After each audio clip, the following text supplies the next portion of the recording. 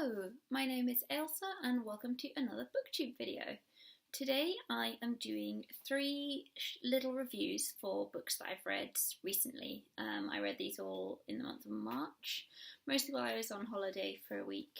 I realised that I mentioned a couple of these when I first got them earlier this year in a book haul video, and I mentioned all of them I think in reading plans videos, but I hadn't actually talked much about them beyond that. I said I was going to do a reading wrap up and then haven't really been doing those recently, so I wanted to just do some quick reviews of these three books. So the first book I'm going to talk about is one that I read at the end of February, beginning of March, and that is Flying Tips for Flightless Birds by McCaughrain. I got this as a proof from Walker Books at their blogger evening that they had earlier this year, where they kind of ran through their highlights of the books that they're publishing this spring and early summer.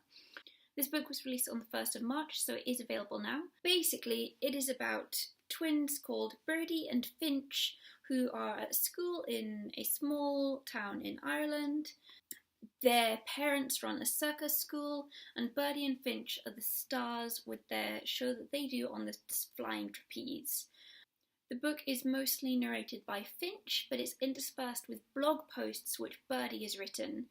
They are trying to encourage people to join the circus school because it's in danger of shutting down because it's not as popular as it kind of needs to be to keep going. The book is really about Finch's coming of age story, I guess. He is gay, he knows he's gay, but he's never kind of come out officially at school. He and Birdie both wear these kind of flamboyant costumes all the time. It's almost like they are taking their stage presence and bringing it into all of their lives so that they are consistently that person. And through Birdie's blog post you see that she's not necessarily been happy about that. A new boy starts at the school called Hector, and he tries to befriend the twins. Birdie seems to really like them, but Finch is a bit more reserved. It turns out over the course of the book that he has had issues befriending people in the past, and he's just a bit nervous about risking that. He'd rather stay friends with just his sister, more or less, because that's safe and happy.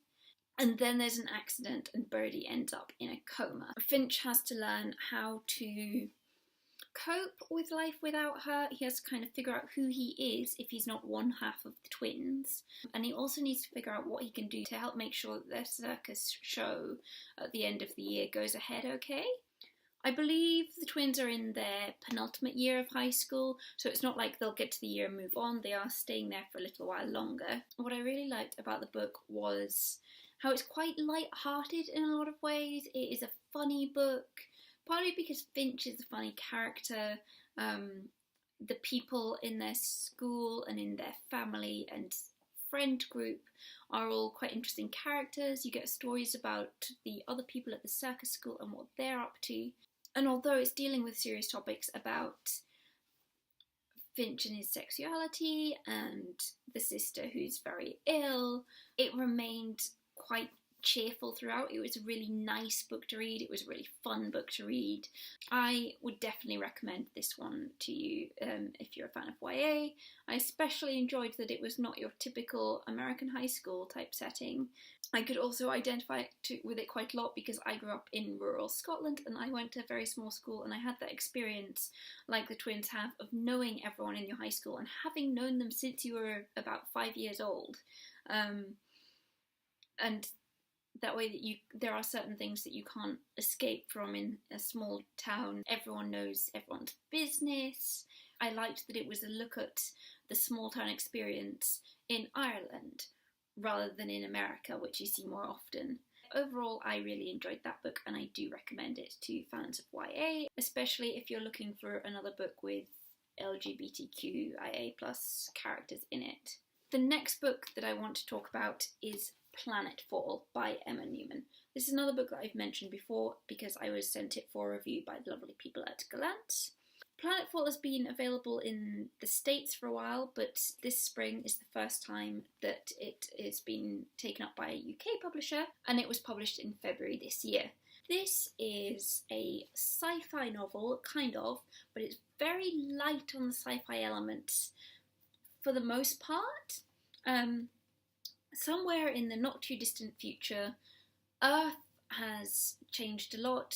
Politics has drastically affected the landscape of Earth, and at some point a group of humans set off on a spaceship to a planet which they believe is able to support human life. Now the book opens when this group of humans has already been there for, we don't really know how long, a few years I think. They have built a colony on this planet, so we know it's successful. Our narrator is a woman called Renata, and she has an anxiety disorder, which does play a big part in the story. You learn very early on in the book that Renata, or Ren as she is usually called, is keeping a secret from most of the other colonists, and she's keeping the secret along with one of the rulers of the colony. At the beginning of the book, someone arrives at the colony from elsewhere, and his arrival means that the secret they've been keeping could be revealed to everyone. You don't find out what the secret is for a little while, although I didn't think it was too hard to guess. Having said that, there are other secrets that Ren is keeping that you don't really get to the bottom of until much further into the book. It is mostly about how life is going in this colony and the decisions that Ren and the leader have taken to kind of preserve the peace of the colony, and what the effects of those decisions might be now, especially now that this stranger has come in from outside. You get little snapshots of what has happened back on Earth and how the political landscape there is different than it is in our present day, and also how they are kind of trying to create a more idealised society in the new world. They have to share all their resources between them equally, for example. So they're setting up somewhere new, happy, hopeful, but at the same time they've left a lot behind. So really it is a look at society and the choices we make to try and preserve a good society and what the consequences of actions might be. It's also really interesting to see the main character's anxiety disorder played out, and I know that Emma Newman does have some anxiety issues of her own. It seems like a very well-informed perspective on anxiety that you get in the book, and I imagine that is drawn from Emma's own experiences. So yes, that was a really interesting novel, not your typical sci-fi, and I do recommend it. The third and final book that I'd like to talk about today is The Lost Plot by Genevieve Cogman. The Lost Plot is the fourth book in the Invisible Library series. Now, I knew that it was the latest one because I had seen Genevieve read from the first chapter of this one at a recent Super Relaxed Fantasy Club meeting. However, my boyfriend chooses books based on the cover without really reading much of the back, and he came home with this one recently. However, although it's missing the first three in the series, this one stands alone very effectively. There are occasional references to earlier events, but they're not such references as to give away too much, really. So I felt like it worked as a standalone book. I am definitely going to go and read the first three as soon as I get the chance. So this is a book about a girl who works for a magical library. There are multiple worlds, and she can travel between the worlds to acquire books for the library. In this particular story, some dragons in one of the worlds have a succession issue happening, and as a challenge to see who will take over a particular role, the dragons have been asked to find a book.